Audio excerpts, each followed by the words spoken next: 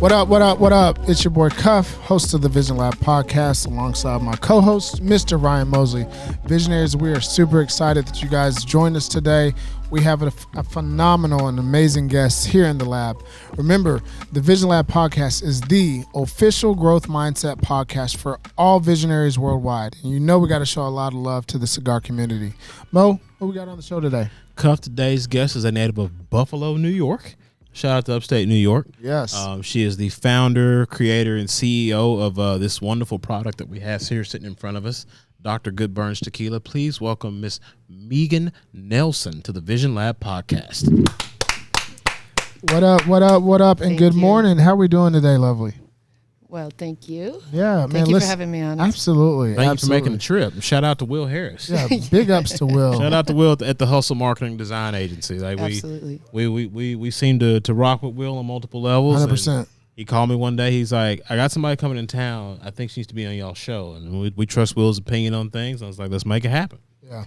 Stand up, dude. Love what he's doing in the marketing space. Really good quality company. So if you're looking for a marketing agency, make sure you guys holler at Will. So we are tremendously excited and humbled that you're in the lab with us. Thank you so much. It's a pleasure to be here. So we were chopping it up, for about 45 minutes before the show got started, which is something we normally don't get a chance to do. Mm-hmm.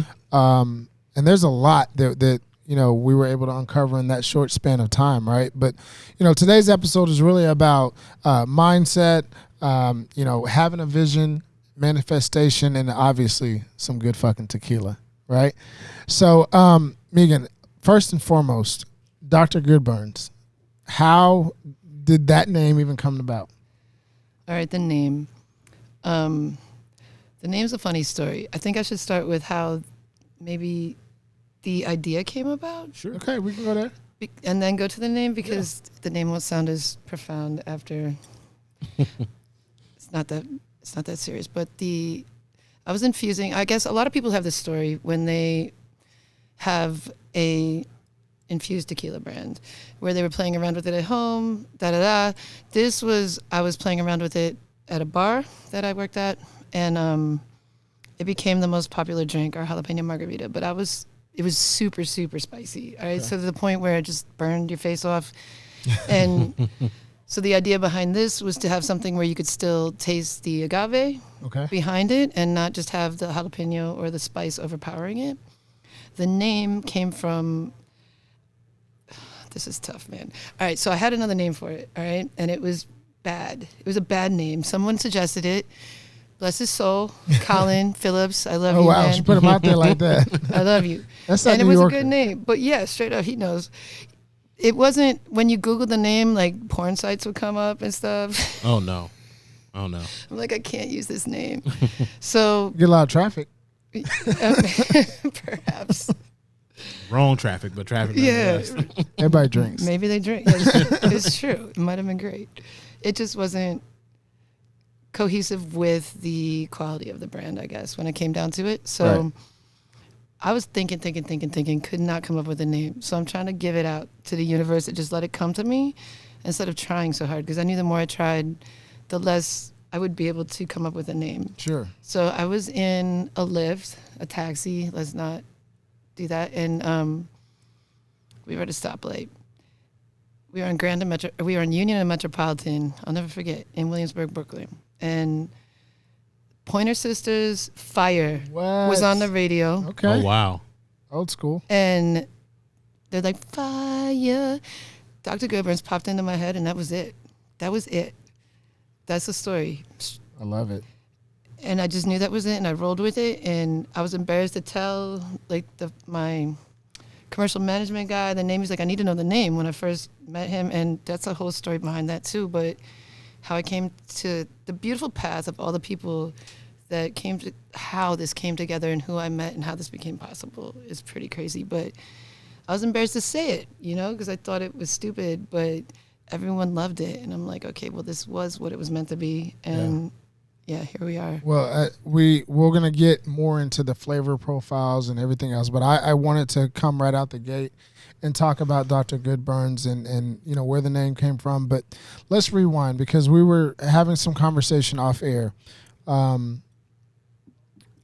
How did you even end up in this place where you're at a bar, or you own the bar? And you don't have the normal path to tequila your path maker. Is a little crooked, and I think the people are visionaries, and that's what we call the people that rock with us. And by the way, if you like this content thus far, please go ahead and subscribe to our YouTube channel, as well as go ahead and hit that like button. But you had this winding road to the path of Dr. Goodburn. So how did you end up in this place? All right, so I guess I'll just start from, I don't think your degrees or whatever define you as a person. I went to school for multiple different things. Do you want, I can briefly or just move past it, but I ended up with a master's degree in forensics, and then the bar that I was bartending at when I was doing my thesis went for sale, and I was like, I have to buy this bar. It was the best decision I've ever made. It was the most profitable decision I've ever made as well. And what I did was just save. I saved and saved and saved. And I saved, which was what was able to allow me to buy the bar. Do you know what I mean? In the first place, always saving on that back end. And COVID hit, and New York laws were insane. So we couldn't be open because we didn't sell food. So my bar closed. Boom. March 16th, 2020. Closed for business. I don't know what to do. I can't pay the rent. I can't do anything. My landlord was kind. Thank you, Luca. But 4 months were closed. And that's when I just sat down. My mom was battling cancer. She passed since then, and my dad also had cancer. So I wouldn't let them go outside. They were in Florida. I went to the house to stay with them and went outside and did all the things and kept them inside to protect them. And at least that was my idea in my head, whether it did or it didn't, whatever. And so I just started researching. And at that time, Tequila Matchmaker, which is a great site that's out there now, which gives you a lot of information on tequila, distilleries, is out there now. Back then, they had just started, and there was no information. So I'm researching, trying to find distilleries in Mexico. And with this idea that I have, I'm going to make a jalapeno tequila. And October 2020, still in the midst of COVID, I take my friend with me who's fluent, Selena Perez, thank you very much, and we go to Guadalajara. And we start knocking on distillery doors, which was insane. Hella dangerous, too. Yeah, it was. And let me just say they were so much better at COVID and cleanliness and sanitation than we were in New York. I got to say, respect to Mexico for that. But, people were just like, how did you find us? How did you get here? Yeah. What are you doing here? And we would talk. So there's no appointments, just random, we just middle of the day, knock, knock, knock. Hey, let's driving talk. up stone streets with donkeys walking by and just finding places. Oh, wow. And I did find the place that I'm working with now, which is Casa Seves. And here we are. Yeah, but that's how it started, and that was what we did. So there's a lot, right, to unpack with that. But one of the things that stood out to me is the mentality, right? Almost like I'm not going to take no for an answer. There's not a lot of resources that are available or that you found, right? You've got a real life situation with your parents who are older and dealing with, cancer, and certainly don't want them out at this time because no one knew, especially, March of 2020, in the middle of COVID and everything, no one knew what that would look like, right? So you got real life things to worry about. You got your bar that was closed on March 16th, but you had the gumption, the gall, the audacity, right? To create what is a very, very, very, very fine spirit, right? So you and your friend take a trip out to Mexico, and then two women, right? Don't know anybody out there. You're door knocking. Paint the picture for our visionaries as to why following your passion, following your dreams, and not letting anything stop you, why that is so important. I suppose I remember when I was 7, selling broken pieces of tile to like kids in the neighborhood for like a quarter. Stupid things like that just always, it's always been in my blood to be an entrepreneur. I just feel that. And I believe that, whether anyone wants to believe that or not. And I'm not the type of person that does well with having, I can work well with others and stuff like that. But it's like, when I see something, I feel like this is my path. And if I don't go and try to reach that, then I'm not fulfilling my purpose on this planet as who I am. And it's the craziest thing. Who wakes up one day and says, I'm going to make a tequila? Yeah. Who does that? We're going to get into that too, for sure. It's insane. And I thought about it like yesterday. I'm like, I need to be more grateful for where I am right now and the fact that this has landed now and it's here. And I'm just like, it's still kind of like a dream. And I always say, I'll be happy when I can buy a bottle off the shelf. Do you know what I mean? But I need to focus more on being so grateful for the fact that I had an insane idea and it's sitting right now in front of us on the table. Like, that's just... It's beautiful. And it's just like literally my life savings right here.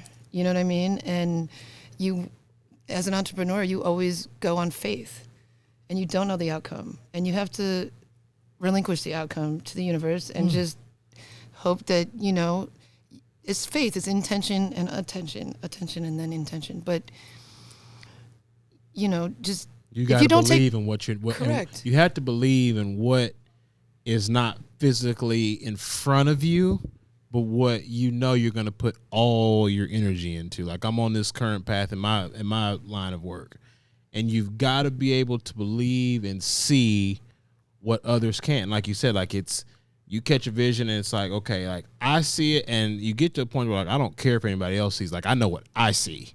Well, you're not. Everybody's not supposed to see. You're right, your exactly. vision, Like, right? you know, and we've talked about that numerous times in the 5 years that we've been rocking the show. And I'm sure along your journey, as you know, like I said, now you know you have this wonderful product to where, like, the people that are supposed to be on the ride with you will encounter them along the way, and it's cool to hear you talk about. Like you said, you've pushed all your chips to the table on this, and I think you're going to win.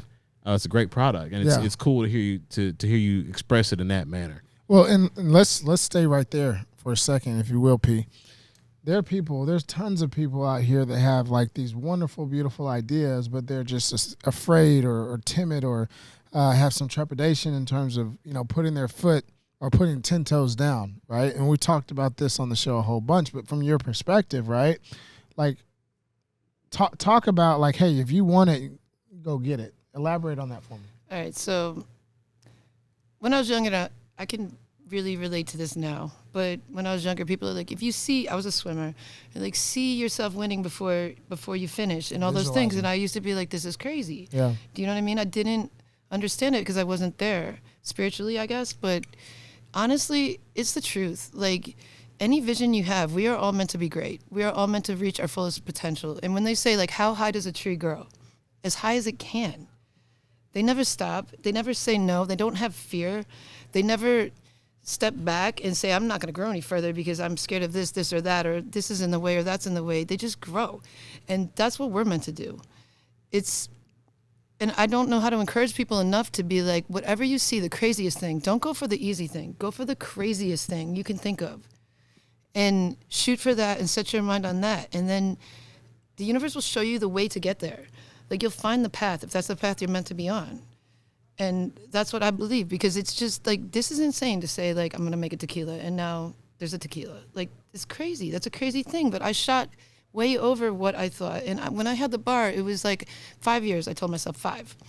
It was 6 because of COVID, right? Because that year doesn't count. It was like just gone. Like, even when we were open, we weren't even open. Everyone got a reset button. Right. You used to say it all the time. Mm-hmm. He said COVID was God calling a 20-second timeout on everybody. It ended up being a full timeout. But some people quit, and some people got scared, and some people lived in fear, and some people stepped back. But other people stepped forward and took that moment where they're saying there's lack and there's nothing and there's all these things, and found a pathway to, what's the word I'm looking for? To manifestation? Correct. And also to it's actualizing what it is that affluence. Yeah, like you're finding your way through where everyone else sees lack, but it's not lack unless you think that there's lack and you see that. So your mind. right now in 2023, August of 2023, you can say that, right? Because you have the finished product. It's here. It's a living thing, I right? was scared the whole time. Are you 100%. But my question to you, Megan, is did you have that same type of mindset in March or October of 2020? I was stronger in that mindset then. Oh, talk about that. How were you stronger back then than now? There's always that impending like imposter syndrome where you're just like, you know, you're preaching these positive things to other people and the things that you've accomplished and what you've done. And yeah, it's hard work and there's always failure. There were so many failures. This took a year and a half longer than it should have. Like everything goes wrong. And like you read stories of successful entrepreneurs up to the highest people like Steve Jobs and how many failures they've had before they reached their ultimate goal.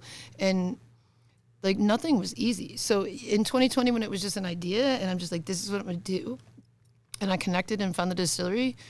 That was like a magical thing for me. And when I got on that plane, it felt right when I'm looking out the windows and I'm seeing like the beautiful mountains in Mexico. I'm just like, this is where I'm supposed to be, right? And then from when all this waiting and all these failures, then you start to try to combat fear and like, is this going to work? What's going to happen? Like, am I going to run out of money? Is this even going to sell? Like, what's going to happen? So yeah, like those things build up. I feel like I'm in a more confident place again now. But in between 2020, 2023 was like a lot of, let's say 2021 and 2022 were like really scary years, like mentally for me to stay strong in this and to continue doing it and not quit. Because I think that's the biggest thing is not quitting. When you know that's your vision, you can't quit. And I'm not a quitter, so I wasn't going to quit no matter what it took from me. It's as an entrepreneur, I can identify with a lot of things you're talking about. It's the unknown. It's the part that you can't control. Like all that we can control is the amount of work that we put in on a daily basis towards the goal. But then it gets to a certain point to where like, okay, I've done what it is that I'm supposed to do. But then like you said, you got to trust the universe, or you got to put your plan in the hands of a distiller. You've got to put your hands in the plans of the bottle maker or, the marketing department, if you will. So that's the part where it's scary because it's like, it's not even it's not being a control freak, but it's just like, okay, this is out of my hands. Like I've taken this ball of clay and I've molded it and I think I've got it to where I want to, but now I got to give it to somebody to actually, put it in the fire to like really harden it up or whatnot. So I identify what you're talking about because I do it on a daily basis. Like, okay, I've done what I'm supposed to do, but now my hard work is in the hands of somebody else, and you've got to trust the universe in order for it to come through. And then she's right. Like, there's an element of like, just don't quit. There are days you're like, man, I took 10 steps forward today. Like, man, I got this done 3 days ahead of schedule. And other days you're like, man, this should have been done 2 weeks ago. And you look at yourself like, okay, was there anything that I could have done that would have got this knocked out? And some days you're like, okay, well, I could have called that one other person. But other days you're like, well, it's just the situation I'm in right now. You just got to ride it out. You don't have a choice because once you're in it, you're in it. Like, it's almost like once you start, you have no choice but to finish. Yeah, you got no choice. You at some point you cross that point of no return. Oh yeah, right. So what was that point for you? It was. This is great. All right, so let's go back to getting the formula approved, and they were telling me I couldn't call it tequila. Oh no. Okay. So I was having. So you made it tequila, but you couldn't call it tequila. Couldn't call it tequila. I had to say made with tequila. Huh. It's like, what the fuck are you talking about? What are you talking about? This is now the U.S. government saying this stuff. So the whole thing that took so long, the year plus, was getting the label approved. We changed it, I want to say, 14 times. I have the original one. It was great. All this was like blacked out. It was like a secret ingredient, like some apothecary secret thing. And we don't have that anymore, but it's still great. The story on there is great. But so there was that. And then they were like, okay, so we resubmit. And it goes on the desk and it never makes it to the lab for weeks. And then it makes it to the lab. The agent that's supposed to be doing the testing is on vacation for a month. Oh, no. No lie. It just keeps getting worse. And then, so they finally, like 6 months later, we finally get a label where they're like, okay. And they're like, you still can't call it tequila. So then this went to the Mexican government, and they're like, are you fucking crazy? It's tequila. It's made with blue Weber agave. It's tequila. So then, if anybody would know, right? So in a sense, like in layman's terms, Mexico fought the U.S. Mexico won, thank God, and we have a tequila, which it is a tequila, and then, all right, everything's good, right? I go to Mexico in February for the bottling. I'm filming the bottling. It's all good. We're ready to go. It's coming. And then they're like, oh no. This little UPC code here on the label was from another brand. They're like, we can't print we have to reprint all the labels. It's going to take 2 months. I literally started crying on that Zoom. Yeah. Like a bitch. It was so embarrassing, but I couldn't hold it back. I'm like, why? Like, it was like the whole world was trying to break me, man. It's like one thing after the next, and there's more. I'm just summing it up really quickly for you, but like, I was like, okay, so how do we do this? How do we fix this? So to be honest, these labels are not made with the paper that's going to be standing up. Like, let's say you put it in a bucket of ice, the label's going to come off. You know what I'm saying? Like, to be completely honest, let's be just like, tell the truth right here. Yeah. But I was like, this can be done. I'm from New York, man. There's a way to do this, and we're gonna figure out how to do this, because like, I'll get them done myself if I have to. Forget this.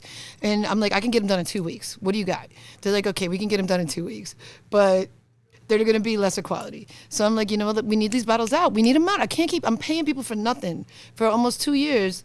Waiting, you know what I mean? And it's depleting my funds for like marketing and certain things like that. And it's just like, we need to do this now, or I'm just gonna go broke paying for nothing before the liquid's here. And it's just, so here we are. But like, that was just like, I broke when I got that news. Who was the person that had to explain to you, like, hey, everything's good except for the distillery, and they're we're like friends now. So they take me out with like, I know their families and stuff, and for them to tell me that, it was just like, it was hard. You could tell it was hard for them to tell me, and they're great people, and I love them, and they're amazing people. It was just like, whoops.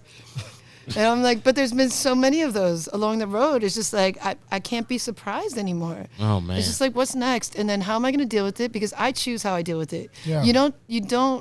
You can't control what comes at you. You control how you deal with it. That's right. So I broke, but then I'm like, okay, I'm all right. We're going to figure this out, because this is just everything testing me and testing my strength. And if I'm actually meant to be doing this in a way, is the way I feel about that. You remember years ago, the gentleman that we met that said, if it's something that you really want, right, the universe is going to test you, right? And it's going to stretch and pull you as deep and far and wide as it can to see if you're really worth the resolve. And then if you do, he said that it will propel you to further and greater heights than you ever would have dreamed of. You remember we were looking at him, he was like, okay, I like y'all's idea. He's like, you're going to get stretched, you're going to get pulled, you're going to get kicked. And we're like, we've known you for 15 minutes, dude. Sure. But it really reminds me of that whole conversation. So that tells me that this, and obviously it tastes phenomenal. And I want to get into the ingredients and things like that, but it's going to do amazing in the marketplace. I do have a quick question though, specifically, like they said it wasn't a tequila. Is that based off of ingredients? Like, it's not because of the label. It was just, so during COVID, during our pause of all these things with the label, the TTB, which is the U.S. government that regulates liquor, because we're still like weirdly in prohibition with laws and stuff, but they were like, none of it made any sense, and even the people I was dealing with, like, they're like, this doesn't make sense, and just resubmit, and just change this, change that, and basically it came down to, and I wish I knew this in the beginning, if we could have just put the CRT, which is the Mexican side, again, like, to comment on it, we would have avoided like 6 months of that baloney. So like, I don't know, man, that's beyond me. That is something that is an idiosyncrasy in the system, and they have a different person. So like, every time you resubmit, you get a different agent that's looking over your stuff. So you never know who you're getting and what they're going to say and how they're going to accept it. But to everyone involved, no one understood it. And when Mexico got that information, they were like, no. And they talked with the U.S. side and were like, you're crazy. What are you talking about?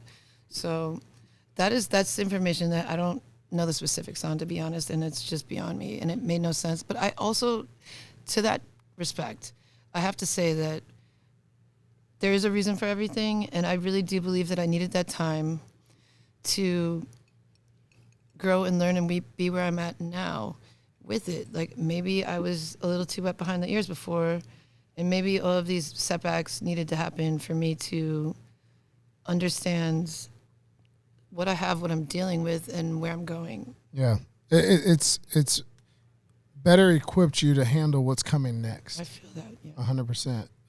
I agree with that.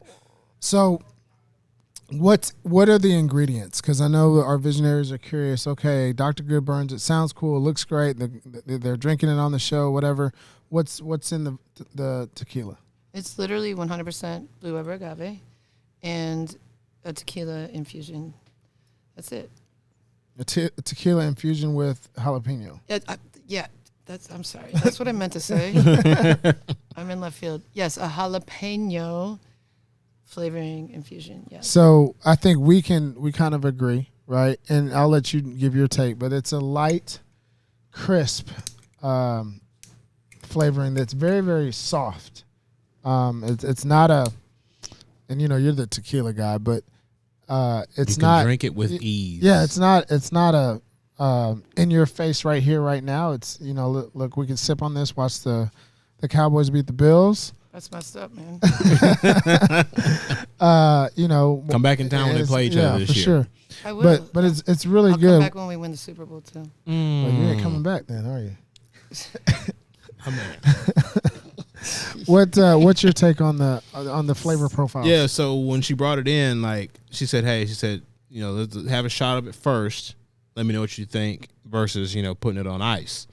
And so just shooting it or sipping it, if you will, like it's like you said, it's a good word. It's light, but it's crisp. Like it tastes like tequila. We see all kind of flavored drinks on the marketplace, and like, as soon as you open it up, you're like, oh man, like you smell the sugar in it or whatnot.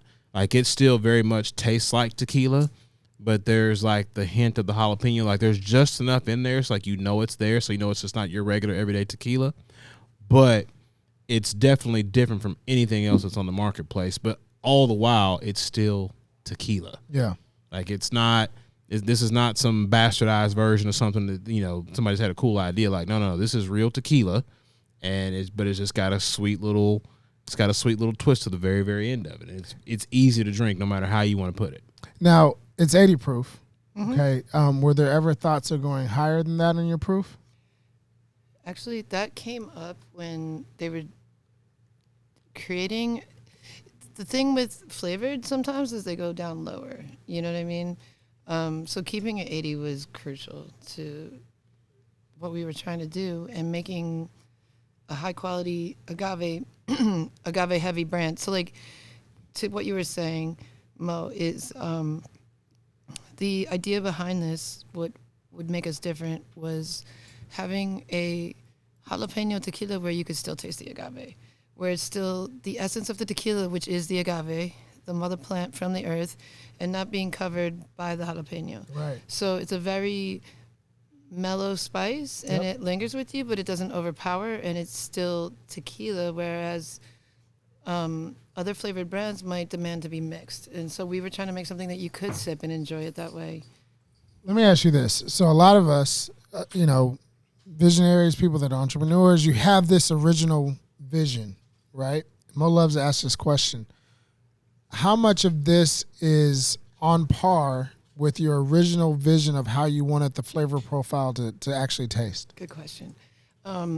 So I wanted it mad spicy, okay? Like, I wanted it crazy spicy. That's that New Yorker, son. The thing that I was making at the bar was, like, crazy spicy, but that's the difference, is, like, all you would taste was the spice. And it's delicious, and people love it, but you mix it into a margarita, it's delicious, but you're not sitting there sipping it. Do you know what I mean? So, and also I was infusing with the crappiest tequila that we had, for profitability reasons. And it was fine. It was good. But, like, this was not what I expected. And then when I made, the distillery actually used my recipe for the infusion, and they were like, it's too spicy.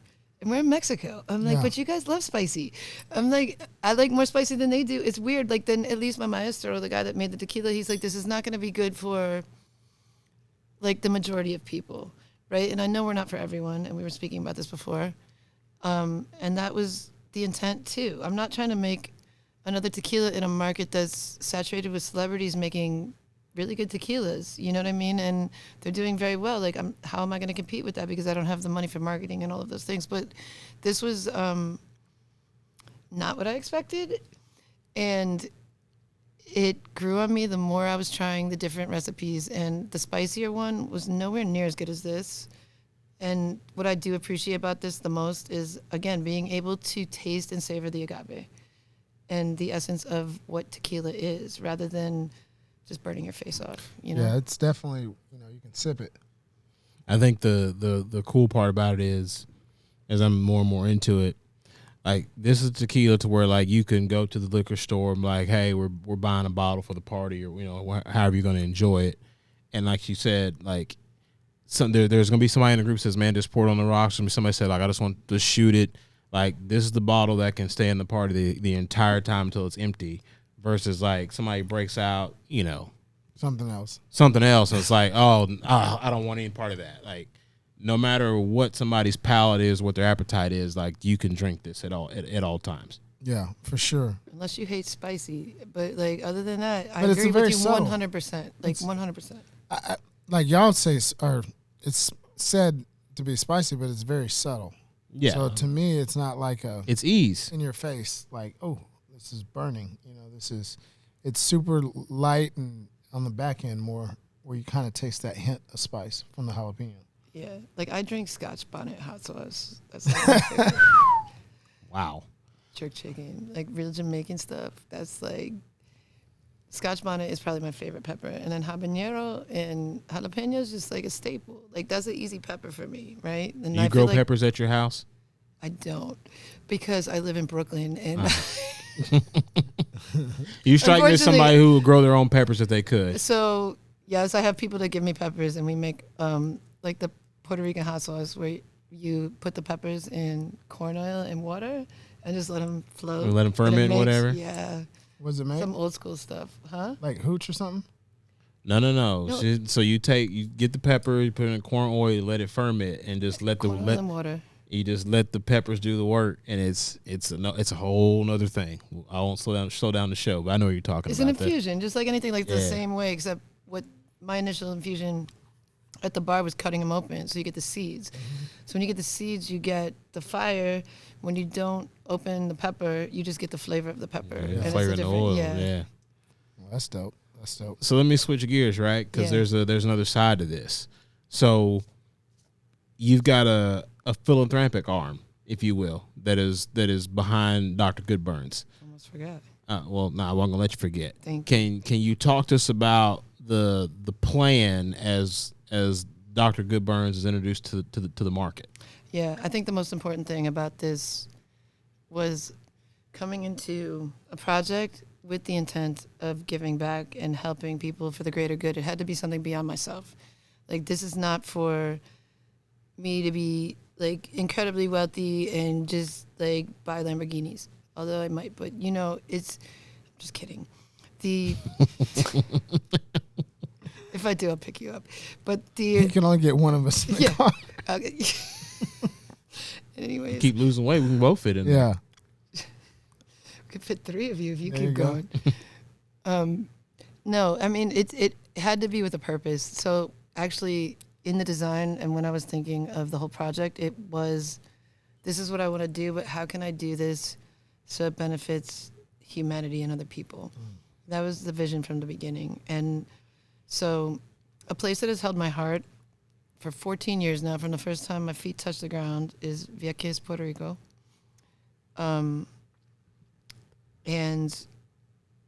I go there every year. Now I'm going 4 times a year because I'm doing work there. But so $1.50 from every bottle is going directly to the Dr. Goodburns Foundation, which is to get life-saving medical supplies to Vieques. They have not had a hospital since 2017.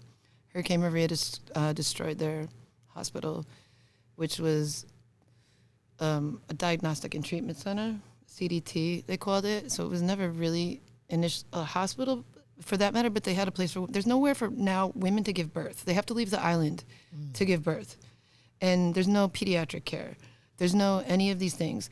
And there's a huge rate of cancer there. It's 27% higher than on the main island. There's only 9,000 residents in Vieques because the U.S. Navy was bombing the island, testing munitions, Agent Orange, and it still isn't cleaned up. They're still cleaning it up. There's signs saying don't step in certain places, and like if you see a munition, walk away and make a phone call. But like they bombed the island for 60 years. So in May this year, May 22nd, I believe, might have been the 23rd, don't quote me, but they celebrated 20 years of no bombing. And it's only been 20 years. They stopped in 2003. Like, if you can imagine. Crazy. So there's an insane rate of cancer. There's an insane rate of heart disease. There's an insane rate of asthma in children. Because their entire ecosystem is polluted. It is. And so we were able to, the foundation started October last year. We did a raise. I started a GoFundMe.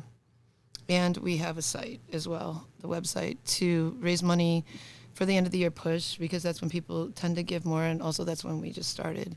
And we were able to raise enough to get a mobile grid unit, which is what the health center that they have right now asked for, which allows them to do chest x-rays, which they weren't able to do. So for all those things, the heart disease and the cancer, which is mostly chest area, and asthma in kids, they can early detect and hopefully save lives. And so we're on the path, and our next mission is an MRI. And so, like I said, $1.50 from every bottle. The first run is $15,000 is going straight to the foundation. And then we're going to do another run before the end of the year. So hopefully we'll be able to get them an MRI unit and whatever they need. And then delivery room is my next thing. And it goes beyond what you can think, though. They need people trained. They need workers. There's a lack. The infrastructure. Right, the infrastructure's messed up. And getting people paid so that they will actually work is another thing. We're working with the OMME, which is their version of the EMS. We're working with them too, and also the mayor. We're working with Junito. We have his phone number, which is cool. So, like, I mean, it's a lot of things. And the story that we're using is Jadalise, who was a 13-year-old girl. This was a few years back, and she came to the little health center that they have now with like fever signs, and they sent her home, and they were like, they gave her something, sent her home. As per what's online, I don't want to get political with this because, it's between the family and the health workers. It's kind of a controversy, but then she came back and she was like seizing, and she ended up dying. But like, they didn't even have, the family was using a hand pump respirator. Oh, wow. The family, like, they didn't even have people to work on her. They couldn't, what they do is they fly you off the island in worst case scenario. And to Fajardo is the closest hospital on the main island, which the main island is what we call Puerto Rico. Most people don't know Vieques or Culebra even exist, okay? They're two tiny islands off the main island of Puerto Rico. And she didn't make it. And then in April last year, I was there the day after I left. My friend his dad had heart pains, and he had a minor heart attack. People survive those every day. My dad survived 3 of them. Like, and are those crickets? Because I'm boring. I'm just kidding. No. No, this is good. But he died the day after I left. Again, they flew him to the main island, and he didn't make it. Like, there's such a need for the basics. The basics, exactly. And we're starting there. And then, the ultimate goal is to help build a new hospital. They destroyed the old one. Yeah, we'll just say that. FEMA. They destroyed the old hospital, so it's rubble now, but it was there. And I almost feel like they could have used some of the structure, but they're like, it's destroyed. Okay, so their government knocked it down to say, we're going to do something. And it's been like that for now a year. And in September this year, it'll be 7 years with no hospital on that island. So that's what we're here to do. I mean, it's bigger than the tequila, 100%. And this is anybody that wants to volunteer or anybody in the health field that is interested in helping in any way, we are open to that, or donating supplies if there's a hospital closing, anything like that. Like, we're open to trying to get things there. Actually, the mobile grid is still on the main island. I went there 2 weeks ago to receive it and document it for the donors. And it's stuck in Guaynabo, and it's still there. So it's been in transit for a month and a half. So they have a piece of equipment that literally is going to help save people's lives, and for whatever reason, it's just stuck. It's really hard to get things to Vieques, and it costs a lot of money to ship things there. You know what I mean? It's like, but it's stuck, and it's still not there, and I'm still waiting for the notification so that somebody can document it for me, because I had to leave. Like, I extended my trip. I tried, and I was like praying on it and hoping that it would be there while I was there. But I'm learning now the system so we can be better prepared next time with the next piece of equipment that we are able to donate. So, yeah. Thank you for asking. Yeah, and I think that it's important, right? Go ahead and drop the website again for anybody that wants to help, anyone that's heard this message, and their call to action. It's the Dr. Goodburns Foundation.org. And if I thought about it sooner, I would have made it way easier and shorter. But once again, makes sense, though. It's spelled the way, it's Dr. Goodburns. So it's the Dr. Goodburns Foundation.org. Sorry that it's so complicated, but it's the same as the name on the bottle. Just add foundation.org. You know? And I guess since we're here, Mo, why don't you drop all of your social media handles for anybody that wants to, link up with you on Dr. Goodburns? How can they find you? How can they learn more about Dr. Goodburns? Go ahead and drop your social media for us. All right, cool. So mostly Instagram at this moment. We need to get on TikTok. I'm gonna ramp that. But for now, Dr. Goodburns on Instagram and the Dr. Goodburns Foundation on Instagram also. Like, we would definitely appreciate your support. They're kind of connected, but we need more support. I'm more concerned, honestly, on the foundation. So if anyone's interested, start there with the foundation, please. And also, the website has a very long-winded story of the history of Vieques and what's been going on. So I gave you a brief synopsis, but you can read more into it. And you can also Google Jadalise, and it's Jai, and Justicia para Jai hashtag. There's a lot of things going on with her, and hear her story, because we're still fighting the whole thing behind her story. And her mom, who now I meet with, and every time I go, is awareness. Is bringing awareness to the fact that they need a hospital, and not letting her daughter die in vain, so that her story can be used to motivate people to understand the seriousness of the issues that are there. And yeah, I don't know. It's heavy. Yeah, it's heavy. We just want to applaud you in the efforts of Dr. Goodburns to draw awareness on something that's should be like a basic necessity or basic need that's met. And so certainly applaud you for your efforts. I think this is amazing. We'll get behind you and we'll support. Definitely, for sure. So I think, Mo, it's about that time. It is. So we've reached part of the show where we land the plane, if you will. Okay. We ask some of these questions to everyone on the show. The one I love to ask is, and I can't wait to hear your answer based off, we've known each other for a little bit now. You get a round table, and there are 5 other seats at the table. Who are the other 5 people you want at your table, dead or alive? Dead or alive? Dead or alive. You get 1 seat, and there's 5 others. Napoleon Hill. Ooh. Deepak Chopra. Have we had Deepak? I don't think so. Oprah.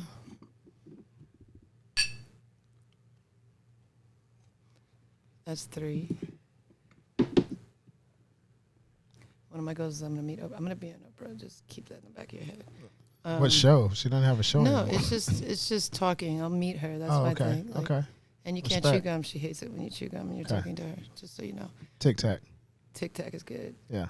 All right, so Oprah, Deepak, Napoleon Hill. I have to go with Darren Hardy. Ooh, good. The Compound Effect. I'm impressed that you know. That's Come how I met Will. Oh, yeah. Do you know that's how I met Will? They're Darren Hardy? That's Or how the I book? met. That's how I met Adam, and that's how I met Will. Not you, Adam, but I met you too. Shout out to Adam. Shout Shout out out to, to- shout out to on the both AVs. Adams and Will. Yeah.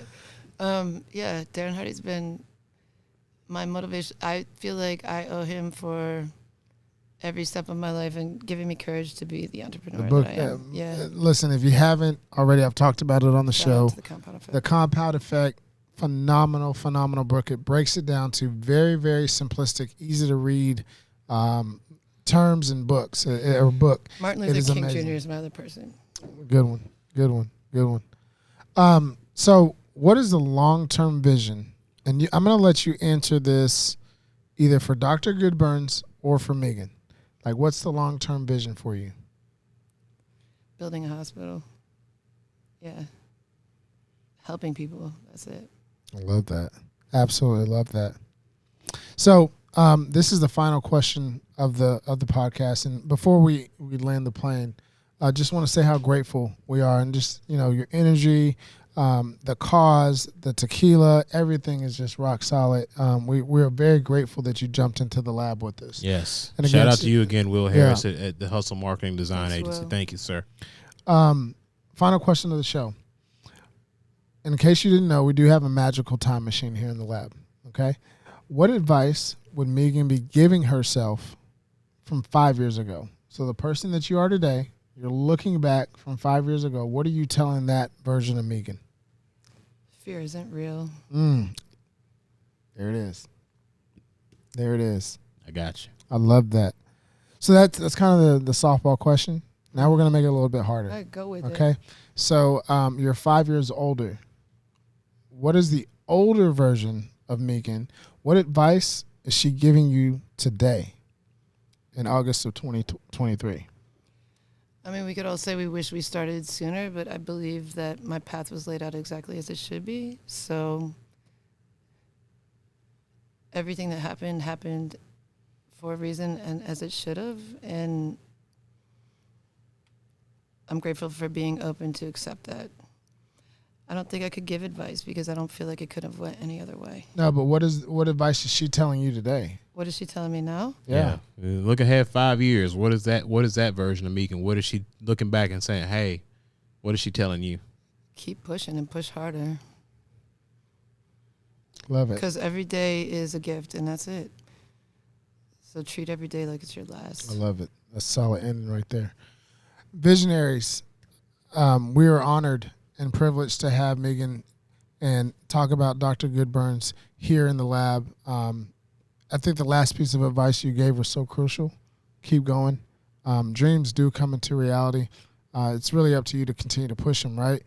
Remember, each one of our guests that are jumping into the lab are dropping nuggets of wisdom here on the Trail of Life. Ultimately, my friends, it's up to you to pick them up. Ladies and gentlemen, my name is Ryan Mosley. He is Ryan Cuffey. Thank you again to our guest, the wonderful Meghan Nelson of Dr. Goodburns Tequila. Again, everything on Instagram is at Dr. Goodburns. It's not hard to find, people. We look forward to supporting the product as it hits the shelves here in the state of Texas, and we look forward to the future for sure. We will see you guys next time on another great episode of the Vision Lab podcast. Thank you, Monkov. So glad to be here. Blessings.